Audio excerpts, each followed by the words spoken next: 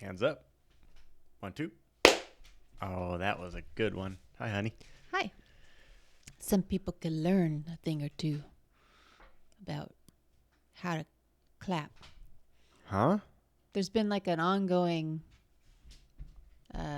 debate about what the proper way to get people to clap in class is. What do you say before the clap? What's the right answer? Someone who doesn't coach often was like, on 2, 1, 2. And everyone was like, no, it's definitely not that. There's a way. So it's like probably like on 3, 1, 2. And they're like, yeah, that kind of works, but no one says that. And then I was like, it's ready. 1, 2, clap. And they're like, who says that? And I was like, they say it in the kids class all the time. And then we were Do they? Ready?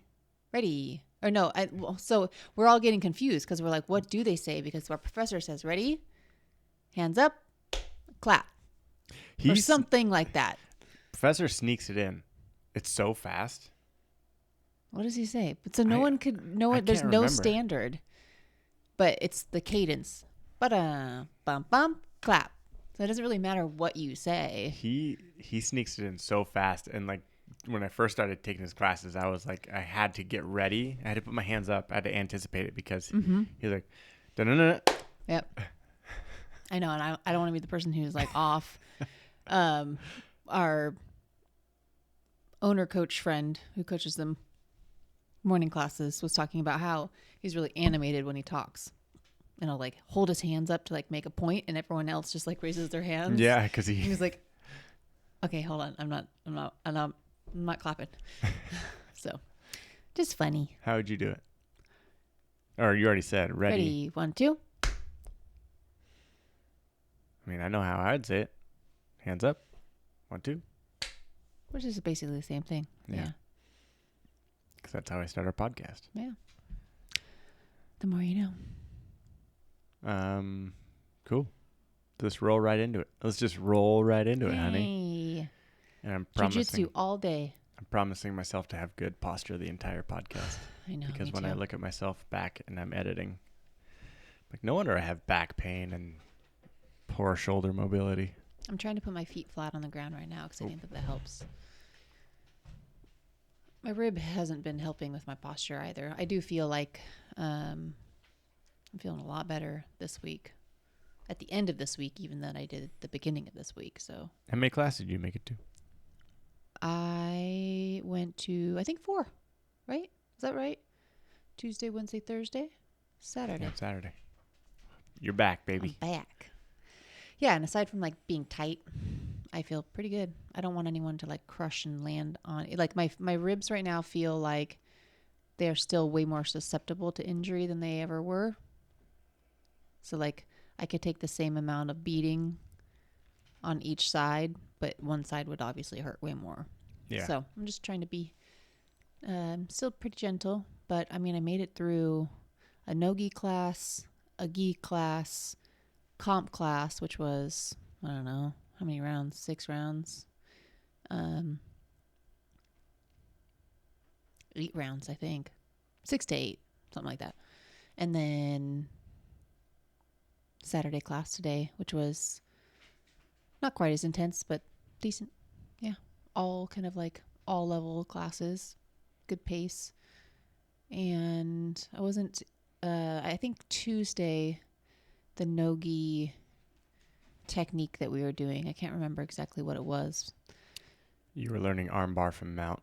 Okay, so then it was Wednesday's class. Tuesday felt good. Wednesday's class, we were doing a move where you are like stuck in side control and you're just having a really hard time getting out of side control. So you kind of bait your partner by presenting your back to them. Oh, right. And as they start to take your back, you do like a sit out, like wrestling adjacent move, and then you circle around quickly to try to take your partner's back. And there was just like a lot of explosiveness in that, and then a lot of like driving down, planting your elbow down into the ground, and like when you like sit out, you really like twist your torso. And so that was tough. And then like one of our friends who's very helpful was trying to get me to do sit out drills because I should get really good at them for kind of the style I think that's slowly forming. And I was like, I don't want to do this right now. Like sideways pressure on my ribs like hurts. And so I left Tuesday's class feeling a little bit nervous. Honestly, I was like, I might have to take another whole week off. Or Wednesday, yeah. I might have to take a whole another week off. But then like woke up Thursday morning and I was like fresh as a daisy. Feel fine. Took some ibuprofen on Wednesday night. Hot shower, got a dragon balm, the whole 9 yards. It works. Yeah. And then I was like, I know I'm going to go to Thursday class and just kind of see what happens. Roll light if I need to. And I felt fine. So yeah, I'm back. I'm feeling good. Feeling very beat up. I'll go through my whole thing. Top to bottom, I have some kind of like friction burn on the top of my foot, and it's like giving me like the most crazy searing hot pain. So anytime like our stupid dog steps on it, it like hurts really bad. A bum toe knuckle, which I think is just gonna be like a forever thing because it's just that's jiu-jitsu. Yeah. Bruises all up and down my legs and my shins, super tender. Another burn on my knee, which is now healing, so it doesn't hurt as bad, but it was hurting for a while. My rib, I'm like checking everything else. And then my nose. Well, you have a really intense bruise forming on the inside of your bicep, like tricep. Super tender. That might take up your entire... It's not done bleeding yet. Like you can tell it's like actively bleeding still. Just got like a really bad pinch or something today. And then you got kneed in the face. And I got kneed in the nose, on the bridge of my big old nose, and crunched it. And I was counting. I had a surfing injury where I just took a board straight to the face with a really big wave, and I'm 100% sure I broke my nose that day because it was bleeding. Yeah. And then I couldn't go to a doctor because we were on like a road trip, and so we just and you were out. Like 19. Yeah. And then I dropped a butcher block counter on top of my nose in the exact same spot because my nose has like a pretty prominent bridge. And so it's just very susceptible. Sticks out.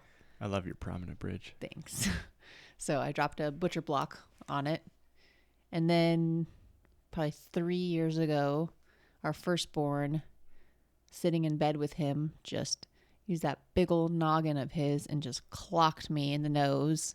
I remember water like streaming from my eyes and having to call you into the room because I couldn't see.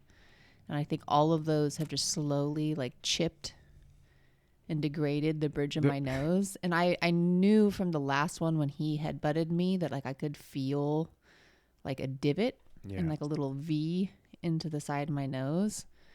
And then from this last one, I was like, oh, I see it now. I don't just feel it. So I'm really hoping that when the swelling goes down, it's not too noticeable. I wanted to make sure I didn't like lead the witness when you mentioned it happened and we were in the shower together. Because you had your eyes shut and you were feeling your nose. And I was like, I wonder if she can tell. I was like, point which direction, and like you pointed in the right way. I was like, uh-oh. Yeah, no, I'll let you feel it too, but like you can feel it just goes in ever so slightly right here. Yeah. And then on the other side, obviously it kind of like pulls out a little bit. So yeah, I don't know. There's no way to like fix it without someone actually getting in there and like shaving down the bone. So but it's really not like just sitting across from me looking at it. Maybe it's because I look at you every day, but it like doesn't. It's not that crazy, right? It's not that crazy. Yeah, I went on ChatGPT and just asked like, "What can I do?" And I feel like if it's like a break where obviously it's like wiggling around, you know, like an ENT, ear, nose, and throat specialist can like reset it for you after about a week or two when the swelling goes down. But I'm like, it doesn't feel serious enough to have someone try to do that. And I don't think it's like that kind of break. I feel like it's like it feels softening. It feels like there's like a shard, like a little piece just got popped to the side, versus like the whole nose completely like broken. Turned the wrong way. Yeah. But I mean, it's just one of those things where I think it's just going to like, every time I hit it, it's going to keep kind of like trending in that direction. So maybe someday I will get a Well, you don't sound like reconstruction. your nose cavity's collapsed or anything. I haven't been able to breathe out of my nose in a long time. So, yeah, that's where I'm at. But that's kind of the recap. I'm banged up, but I'm happy. Yeah. So I don't want that to sound like I'm complaining. I do this because I love it. I was just going to say, so do jiu-jitsu. Yeah, I know. And honestly, I'm just in this state right now where I'm like, I want to get so much better. Yeah. And I'm trying to figure out like how that can happen now because I'm not focusing on, is my rib broken? Yeah. And you're a blue belt now. And I'm a blue belt. And I'm signing up for a competition in October. So At blue belt. with the big girls, I got to step it up. And tonight we went to a little get together at a local park, a little grill out, and they brought mats.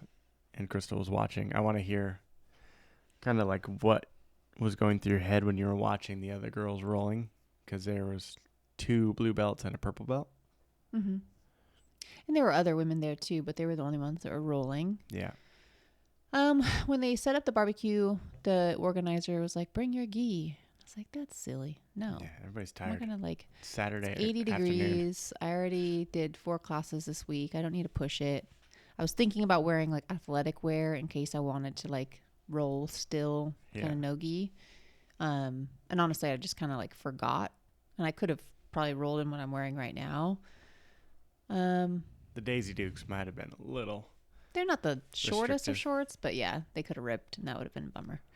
So I have rolled with all 3 of them before. 2 of them are not from our gym, and one of them is. And I, to be completely honest, was like, I am too nervous or preemptively embarrassed to roll with them because I just got my blue belt, and like the imposter syndrome is very real. And it's not like I was grinding as a white belt for 2 years. Yeah. Like they gave me my blue belt in 8 months. And for someone to give you your blue belt in 8 months, it tells me, stepping away from myself, that person must be pretty good. Mm-hmm. But I'm not really feeling that right now. Yeah, you're like, who is that person? Where are they? Yeah. Like, and like no one's told me. Like, and maybe I just need to ask, like, why did you promote me? Like, what is it that made me, like, other than the little, like, you mastered your fundamentals, Yeah. you know, that I got from our professor that night. So yeah, I was kind of nervous. I didn't want to like just like be there and obviously not like embarrass myself, but more so just like freeze up or something, or just be in an environment too where it's like snap into jiu-jitsu mode when we're like at a barbecue. Yeah, You totally. know? Like I would have rolled with you, and I would have like playfully, maybe that's it. It's like I would have been able to just like playfully roll and have fun with anyone there. Yeah. But I didn't feel like the 3 women that were there to just playfully roll. I'm like watching them roll with each other. I'm like, y'all are getting a little too feisty And they right didn't. now. They were going at it. Yeah. So it was just, I know from just kind of experience and exposure that the 2 ladies who are visiting from the other gym, and I like them, but they're competitive and they are serious about their jiu-jitsu, I guess that's the best way to put it. So I just don't want to risk like messing with my confidence right now.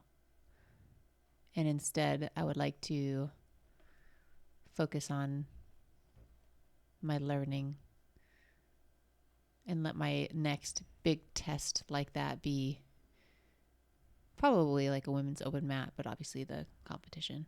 Yeah. yeah, it was funny standing there and somebody was like, Ross, like, because my friend, I'll say he was my friend, Mm-hmm. was just like sitting in the middle of the mat, like ready to go, but he wasn't wearing his gi. Yeah. And so that made it a little more inviting to me because I told you explicitly I am not going to roll. Yeah, like I'm gassed. I am exhausted. Yeah. But I kind of like looked down and I was like, this is close enough to like a no-gi. Like, this is fine. And like, I was like smiling and giggling, like kind of like laughing as I approached him and like sat down. He's like, oh, we're starting from sitting. I was like, yeah, come here. And kept it very playful and kept it very loose. And so that was just kind of nice. And I just did the one. I was like, yeah, let's break open the mat. Like, Yeah. let's get people rolling. And I thought about like that's like a thought came to me afterward. But,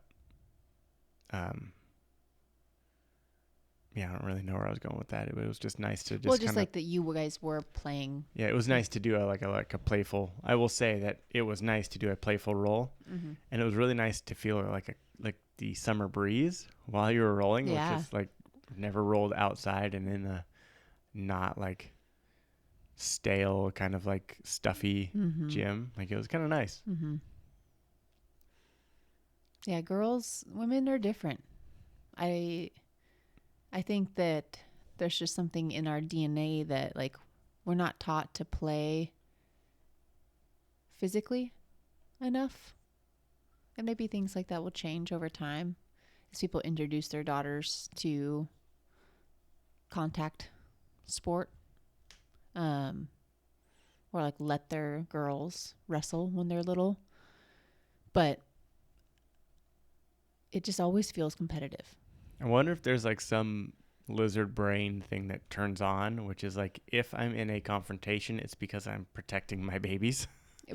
Maybe, or just like you think about like females of species where the females fight, it's like they have a very important job, you know. They don't just play.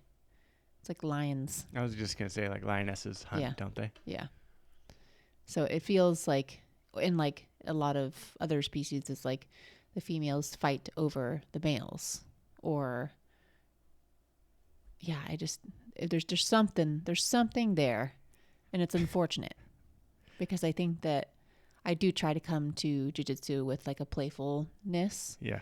And I feel like I'm like seeking that out in partners a lot, but it's hard because I also know that like I'm not coming at it without intensity. I'm like, I want equal playfulness and intensity. Like, I want someone to try their hardest to beat me playfully. And I think the guys do that a lot. And that's why like I like rolling with men, except for the fact that I just always feel like I'm overpowered, because it does still feel playful.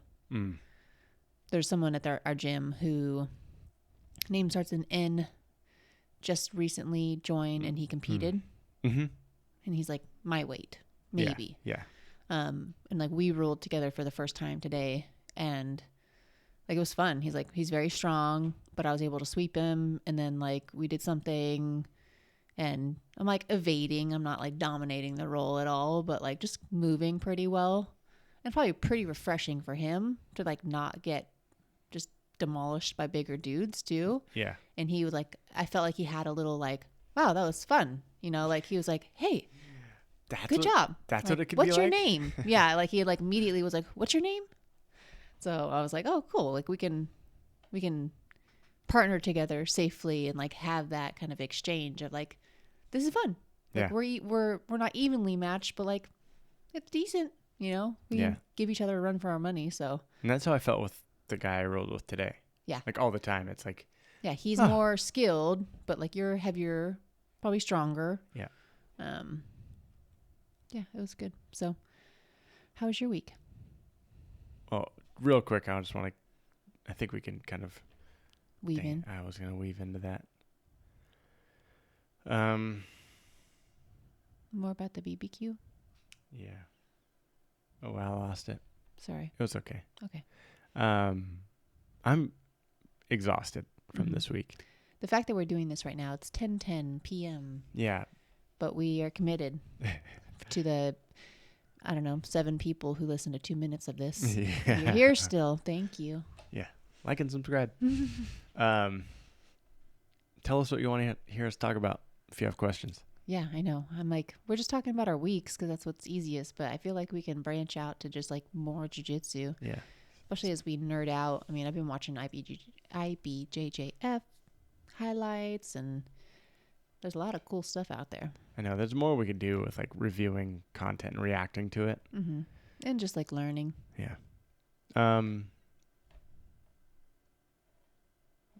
What about my week? Monday night, I did not go to Tuesday morning. That's right. I was tie-tie. Mm-hmm. You said you slept through your alarm, right?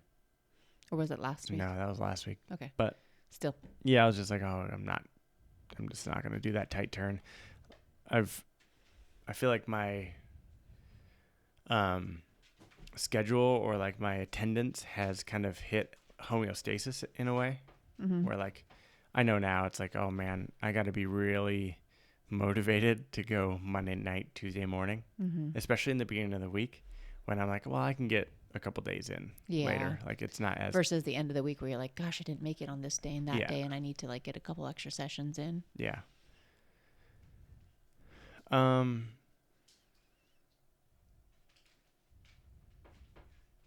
did you go after that? Wednesday morning. Yeah. And then no Thursday. I didn't go Thursday, but I went twice on Friday. And there was an interesting kind of like just reminder to myself, or like life lesson that I kind of learned, which is like, do it for you. That happened on Friday morning because I had the intention that I was like going to like help like a teammate essentially, but felt invisible when I showed up. Yeah. And it's neither here nor there. Nobody did anything wrong. Nobody slighted me. Nobody said any weird stuff to me. It was a miscommunication. It was 6 a.m. on a Friday morning. We're all half asleep. Yeah. But it's just one of those funny moments where like, oh, like, why was I putting that much like thought into it? Like, I'm here because I want to get better. And I was really happy that like I showed up in the end, because I was like, yeah, I'm showing up for my friend. And then I was like, oh, he didn't need me to show up. Like he's got his own deal going on. Like that's good. And like, remember, you're here for you, and like focus on your development. And I did. And then I was like, oh man, I had a great class. And it kind of like level set again in a weird way of just like remembering why I'm showing up and just like enjoying the process in a way. And I did a tight turn, and then I went back Friday night. And the cool thing about Friday nights now is that there's this interesting opportunity where it's a wrestling class. I don't know if they say it's a wrestling class for jiu-jitsu, but you're doing a wrestling class in a jiu-jitsu gym. Like I think it's a wrestling for jiu-jitsu. Yeah. I only say that because the coach and the coach's son, who helps coach the class, they'll always be like, do you guys want to focus on like strict wrestling today or like wrestling for jiu-jitsu? Interesting. Okay. Yeah. And I'm always like, wrestling for jiu-jitsu. Like, I don't know what anybody else would be, but you know, he is very into wrestling. Yeah. So it's a question he has, but it's just such a cool, and like, I feel like I'm brand new again. Like, I feel like I'm like drowning in that class just because like the no-gi wrestling style is just like so different. You know, it's and there's a kids class before it, so my son gets to go for an hour and a half, and then I do an hour and a half class. And it's just kind of a cool opportunity because it was really hard to get in on a Friday night if I'm not taking my son in a way. Yeah. You know, it's like the end of the week, and I'd rather spend it with you guys and maybe go out to dinner or something. But being able to now do that where I'm like, all right, buddy, like it's me and you, and we like hop in the car and we go and do it, and he gets to hang out with like another kid afterward, and I get to have some one-on-one time with the other kid. Yeah. And so that's been really cool. And I really want to prioritize that now moving forward, because I've also found it very valuable to go to this guy's class, because it's just like me and like a 13-year-old and then his son who helps him coach, and then the coach. Mm-hmm. And I think they're going to continue the class, and I hope I can help with like justification to continue the class. Yeah. By It's showing been up. going for a while, and I don't think there's question. Yeah. I think the best thing you can do is convince other people to go. Yeah. Because I find it very valuable. It's been super fun. Mm-hmm. And like I asked the coach, like I was like, what do you do when you have somebody flattened out on their back? And he was like, well, it's like, me personally, not much. I like to do this. And he showed me like basically he's like, well, you gift wrap them and then you kind of roll them around into these positions, and you can like get them onto their side or whatever into like a more advantageous position. If you're listening and you disagree, I apologize. Just one person's perspective. Mm-hmm. But he showed me, because I was like, oh, wait, also, what do you do with a gift wrap? Like, I remember I used ended up with somebody in a gift wrap before, and like I didn't really know what to do. And he's like, there we go. He's like, yeah, now you can triangle them from the back, or you can arm bar them. And he was showing. Will you show me what your arm would look like if someone had you in a gift wrap? Is that when you like someone is pulling your own? Yeah. Okay, pulling your own arm over your own. Yeah. Throat, basically. Yes. And then you want to get this arm up somewhere like around here. Okay. And then that's how you can triangle them from the back. Interesting. Yeah. And I was like, had like a shimmer of like excitement to roll today at the Mm-hmm. barbecue, because I was like, oh, if I can gift wrap them, I want to try. I want to see what presents itself. And I went for the triangle, but I ended up with my leg, his arm in between my leg that was trying to go for the choke. So it just fell apart. Yeah. But it was really fun to kind of like just try it like right away. Cause I was like, I want to try this. I want to, Yeah. I'm able to get to people's backs, other white belts' backs, I should say. And then even flattening people out sometimes. So now I'm like, I have something to kind of work towards. And what do you mean by flattening them out? Like actually being on top of them and spreading them out belly down? Yeah. Okay. Yeah. Yeah. Because my thought was always to like try and get their wrists underneath their chest and kind of pin their wrists there so that their neck is wide open, and then go for the rear naked choke. Interesting. So you like to take someone's back on top of them, not behind them. Sometimes. Yeah. I find myself there. Like if they turtle really hard, all of a sudden I'm on top. Yeah, you might as well spread them out. Yeah, and then you go for double underhooks with like the motorcycle grip, and then your hooks. And then you spread them out. Yeah. But a lot of people are like, well, whatever. Yeah, a lot of people will abandon that and just try to turn them over to get their hooks in. Yeah. I usually do that, but I'm also going against big people who are hard to spread out like that. Yeah, yeah. I was pretty stoked today because I got a couple of reversals during our like positional sparring. Let's see, two of them, one of them was like fresh white belt woman. Another one was a blue belt who is lighter, probably 15, 20 pounds lighter than me. And then one of them was the guy that I was talking about, who's like probably similar weight. And then I almost swept or reversed, almost did a classic trap and roll on the guy we call the Juggernaut. Oh, really? Yeah. He actually was like, good job.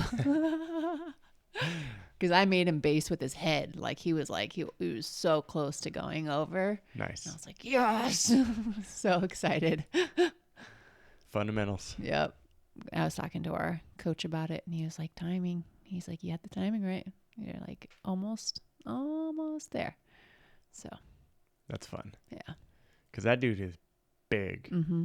Oh, yeah. We were doing positional sparring where one person starts, in mount, top mount, and you got to just start your roll there. Yeah.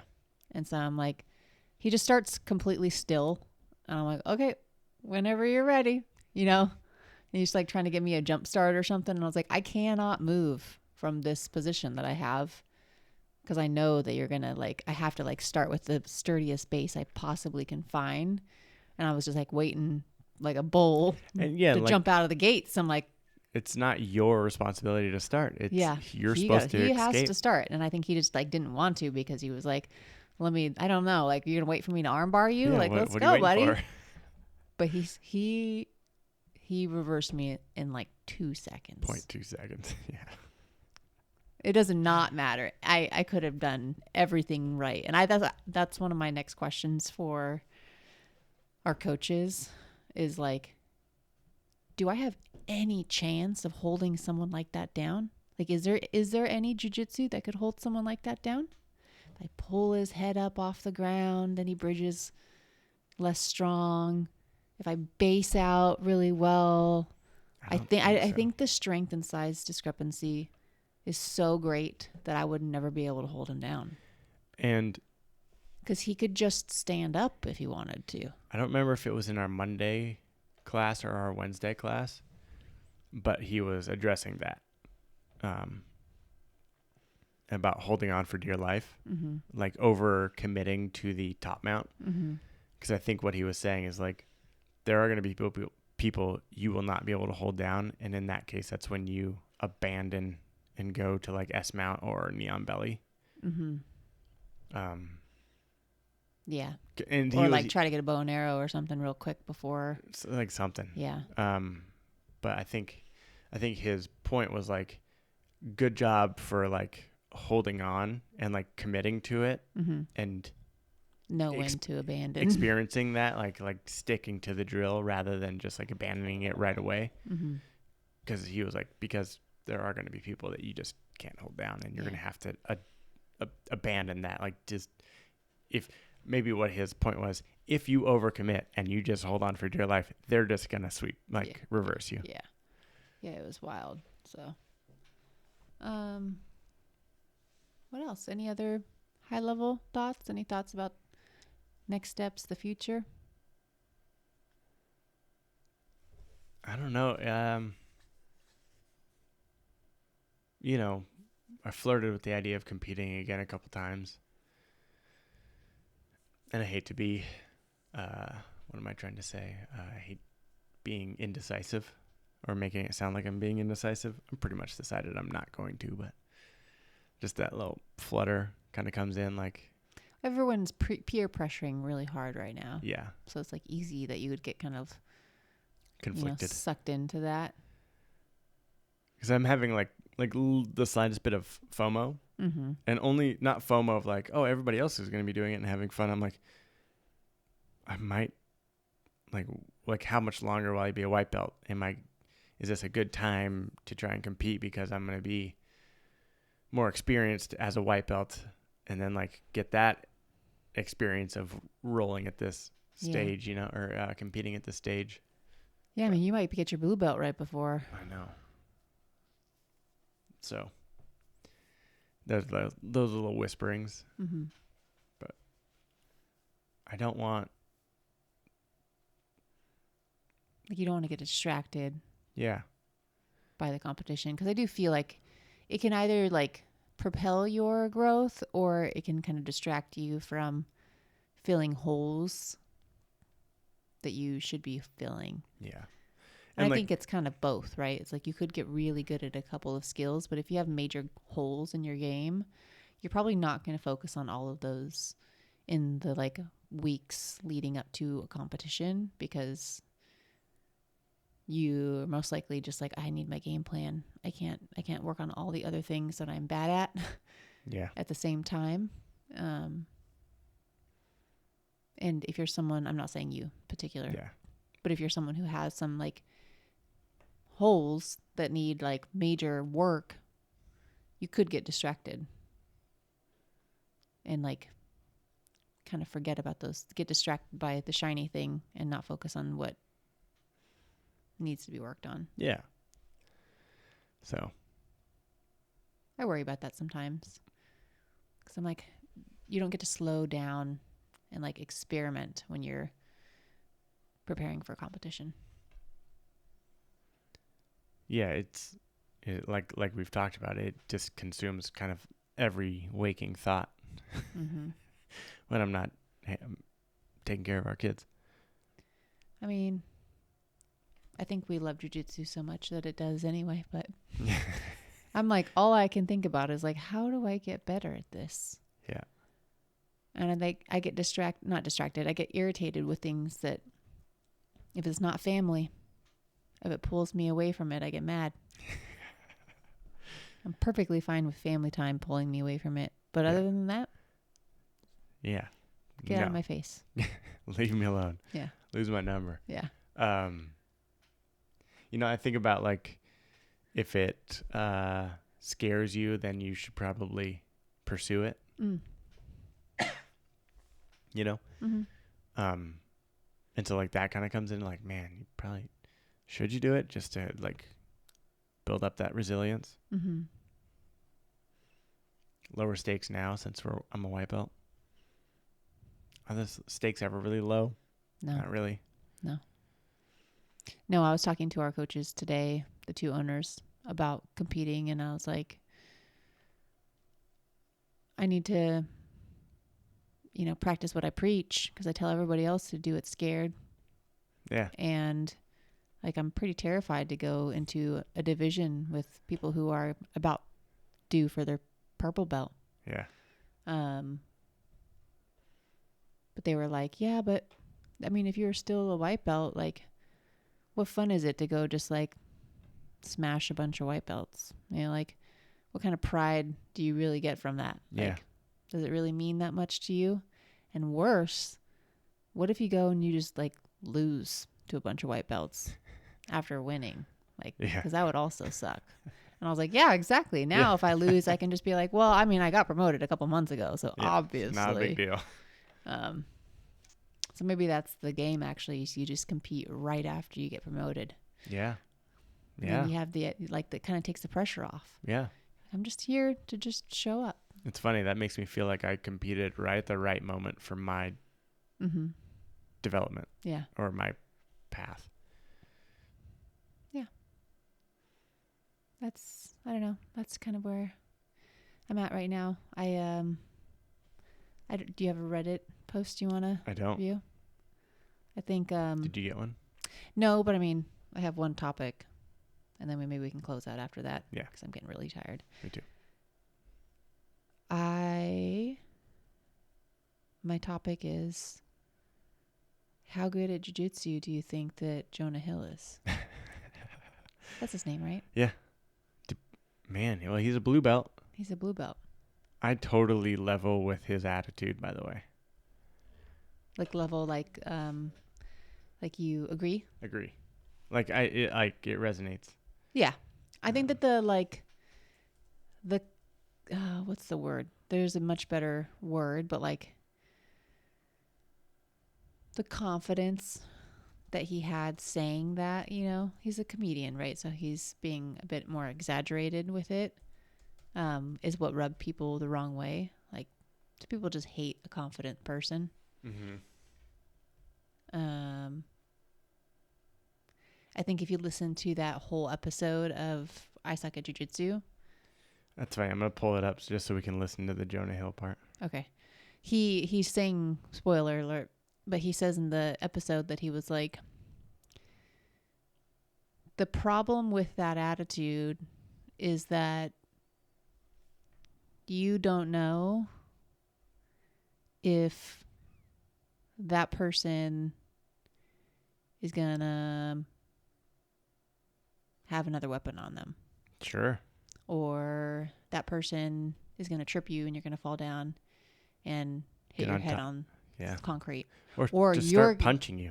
Yeah, or you're going to hurt them and have to deal with the consequences of that for the rest of your life. Yeah. So he's like, it's not just if the fight went to the ground, could you beat him? It's like this whole bigger picture of like uncontrolled environment. Do you even want to engage? Sure. The answer is no. Absolutely, you do not want to engage. To like Gracie Barra school of teaching, mm-hmm. to their credit, is like kind of the first message that like if you go and look at what's his face, the guy who is like the face of Gracie Barra right now, he's always like, create distance, technical stand up, get away and run. Like that's step it. one. Yeah. But more like, than likely, if you took any one of your friends who is not trained in another combat sport, and I should say not step one, but option A. Yeah. If Jonah Hill took any of the guys in that room into a jiu-jitsu gym and stuck a gi on them, then yeah. Smoke them. That's fine. So let's listen to further context. Okay. And shout out to I Suck at Jiu-Jitsu, Josh McKinney. Go listen to that. He's cool. And the caption of this is Jonah Hill talks up his jiu-jitsu game. I love Brazilian Jiu-Jitsu. I love, except my body is begging me to not love it. Yeah, bro. 42 isn't, my wife is often like, you're not going to become like a professional fighter. You know that, right? Like, you're a comedian. Like, but let me ask you something. Yeah. If we got into it, I would fuck you up. You'd fuck me up, right? I would fuck all three of you up. Yeah, right? And that's the best part. My favorite thing is people are like, oh, Jonah Hill, fat guy from Superbad. And I'm like, I would annihilate you, dude. I'm not kidding. Every dude. fight, try it. If you see me, try it, dude. Every fight ends up on the ground. Bring it. Who's got it? I will, unless you are way bigger than me. Okay. I have like fucking fuck around and find out. Yeah. So that's the. Yeah, it's like he's being a bit exaggerated there, and people are like mad at that. I think there's a little bit of like the jiu-jitsu purists who are like, damn it, dude. Stop. Like, it's okay to like you can feel that. You can know that in your heart, just but like don't go on a show and be that guy. Like, because now you're creating a target. Now everyone wants to fight you. Yeah, and fight you, test anybody else who's a jiu-jitsu. Like, like, oh yeah, you think so? Okay, let's try. Yeah. He just put a target on more than his own back, basically. So silly. Yeah, I've definitely felt that way, but it's almost like the more you know, because now I'm like especially listen to Chris. They call him Bones, or like on his. I'm gonna butcher it, but he's a high-ranking black belt on YouTube. Oh yeah. I think he just goes by Chris Bones, but that's not his actual last name. And I really appreciate now is that he has decided to take the stance of like jiu-jitsu for self-defense. Mm-hmm. Maybe he would disagree with my analysis of that, but he's always talking about like, cool, but now you're getting punched in the face right now. Mm-hmm. And so here's how we do our jiu-jitsu while being mindful of whether or not you're going to be able to get punched in the face. Yeah, because he was trained by and trains alongside a lot of like the old guard. Yeah. And I do find that very appealing, like, because like, I mean, I screw around and get kneed in the face a lot. Yeah. On accident. And it's like, what if somebody's trying to knee and punch you in the face, and like coming at you? What if you take someone's back and forget to tuck your head next to their ear and they just throw their head back and break your nose and you can't see? Yeah. Like, there's so many like little things where it's like, what if they bite you? Yeah. A lot of weird things that people can do that you don't prepare for in jiu-jitsu. And like the more I listen to that, the more I listen to that style of content and that like kind of perspective, and then go into the gym and start rolling, I'm like, I am oblivious to whether or not somebody is trying to or would try and punch me in the face right now. I think because all I'm focusing on is just like the jiu-jitsu that's happening in the gym. Yeah. Where we have rules, boundaries, and limitations, and a tap out. Another point that he made, you should definitely listen to that podcast now that I'm recapping it. I'm like, oh, it was really good. But he was like, there's a lot of people who are like, yeah, well, when I do jiu-jitsu against my MMA friend, like I demolish him.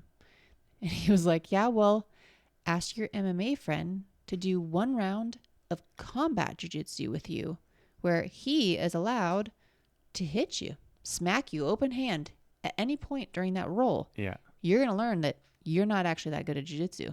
Yeah. Yeah. Or that it's just different, you know? I don't want to get smacked in the face, but it would be a very interesting exercise just to be like, light smacks allowed, and just to see like, Yeah. When they're coming in. Yeah. different. So, I do still feel way more. Oh, we didn't talk about the most important thing of our week. Huh. The psychopath at Costco. Oh, okay. Well, then that's a great way to end. We'll just, Because it is related. yeah. I was going to say, it like, dovetails right in. it's actually kind of funny because hearing the Jonah Hill thing made me reflect a little bit on, like, our experience and how my reaction to our experience was similar in a sense of being like, I think I could have defended myself against that guy, but I don't want to. Yeah.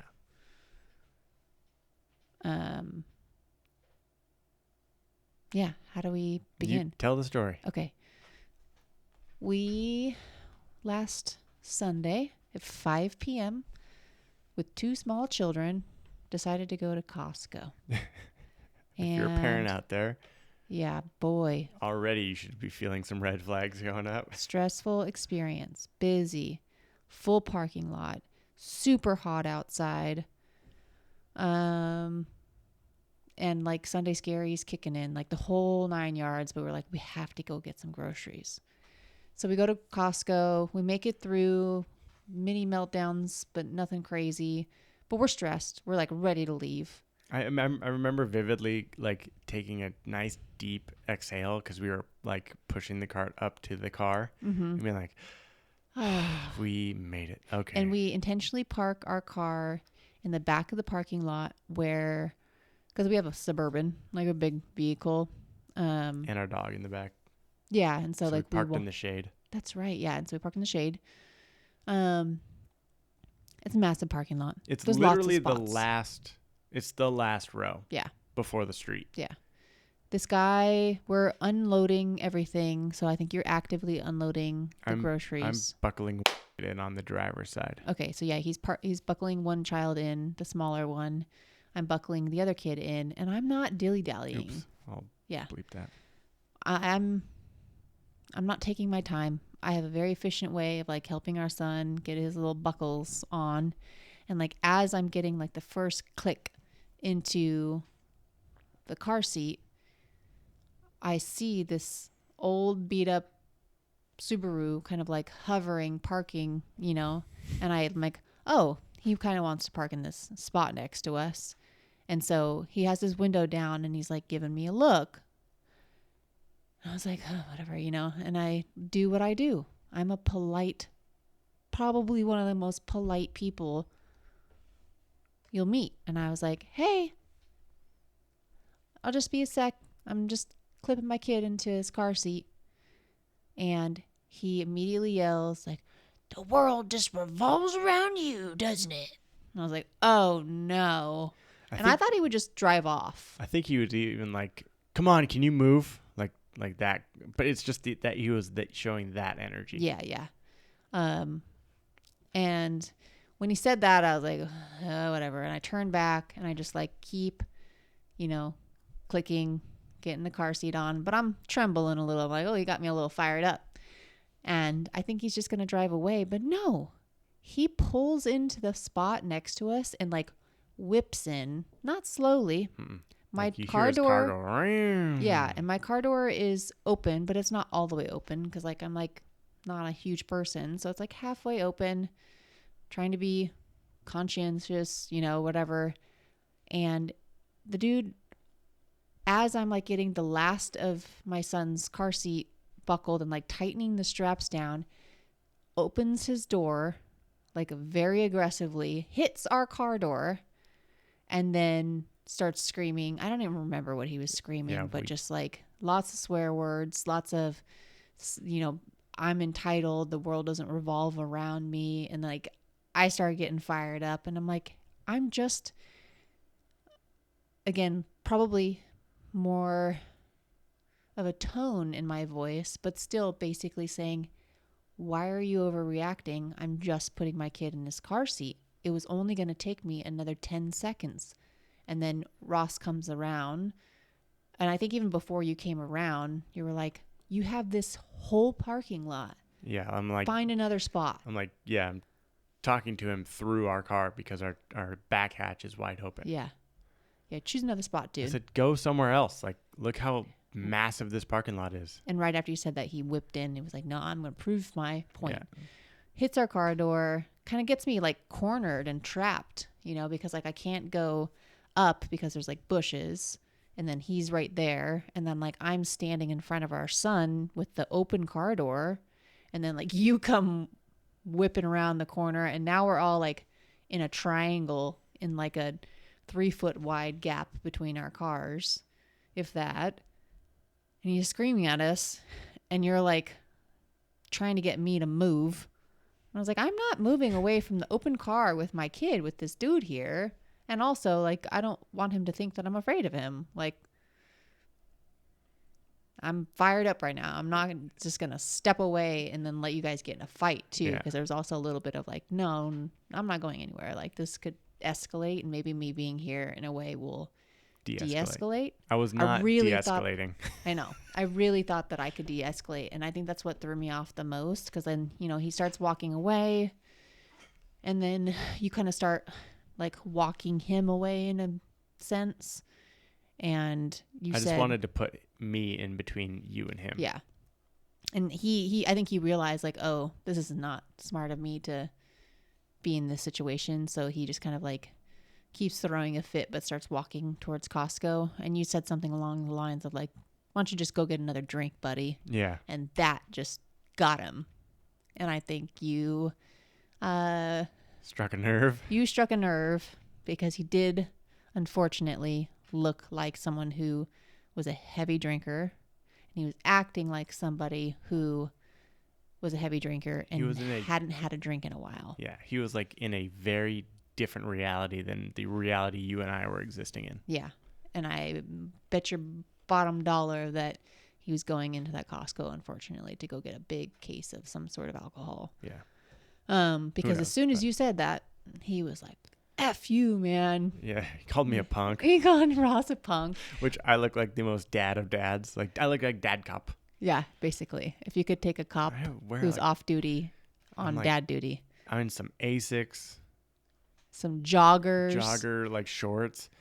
A fanny pack. And, like, a true classic gray tee. Yeah, and, like, a tight, or, like, a clean haircut. Shaved. And some, like, cool guy sunglasses. It's like so driving a Suburban. Like, huh? So very altered reality for that dude. And it just, it messed me up a little bit because one, like I can't help but feel a deep sense of empathy, sympathy. I always get those words mixed up, but probably both for a person like that, because I'm like, you're having a terrible day. Yeah. Like if you think that yelling at a mom taking care of her child's safety is entitlement and that it's worth screaming at me. Yeah. Like what are you going through right now? Real bad day. I'm sorry. I feel sorry for you. Perpetual bad days. But also like I wanted to punch you in the face. So sometimes people need to learn the lesson. But unfortunately, I think he's already learning the lesson. And it's not our job to living the lesson. Yeah, he's living the lesson. But yeah, it just blew me away that my default politeness didn't de-escalate. The only time that's ever not happened is like twice in my life dealing with like a mentally unstable person in Seattle at midnight walking home from a baseball game or something. Yeah. Like if there's even with that's not like to say that we have dealt with a number of mentally unstable people living in Seattle and Tacoma over the years. I've been screamed at plenty of times. But even being polite to them works. Most of the time. Most of the time, yeah. Yeah, and a couple times it doesn't, but you walk away and it's whatever. They're not even talking to you. Yeah, but it was like just close enough in conscious I mean, he drove to Costco. Yeah. Yeah. That you're just like, you're a functioning person to a degree. Yeah. like you seem way more volatile than You need to be. Yeah. I was reflecting in my time reflecting on it in the days afterward, I was like, oh yeah, I wish I would have kept my cool and de-escalated. Yeah, it was a lesson. But it's hard when like I was on the opposite side of the car. Mm-hmm. Didn't know what was happening. Didn't know what was happening, and he flies in with his car next to my wife and my son. That's like, I was coming around ready to rumble. Yeah.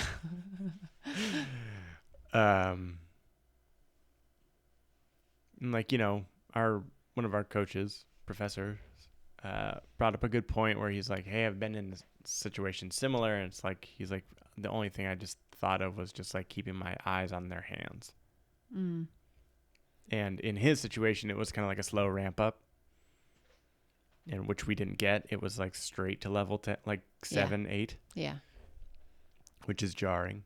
But I hope training jiu-jitsu will help me to manage that better in the future. Hopefully I don't ever have to deal with that ever again. But he had a very good point of like, in those situations, keep your cool as best you can and just keep an eye on their hands, because you don't know. Because I was like, oh yeah, I was like, he didn't look like he would have carried a gun. And he's like, a lot of the times it's a knife. Yeah. And he was like, oh God, yeah. And Yeah. guns are terrifying, but knives are very terrifying. From that same podcast, the guy was like, if someone hits you first, it's game on. It's not you hit them back and see what happens. If they are willing to hit you, it's a fight.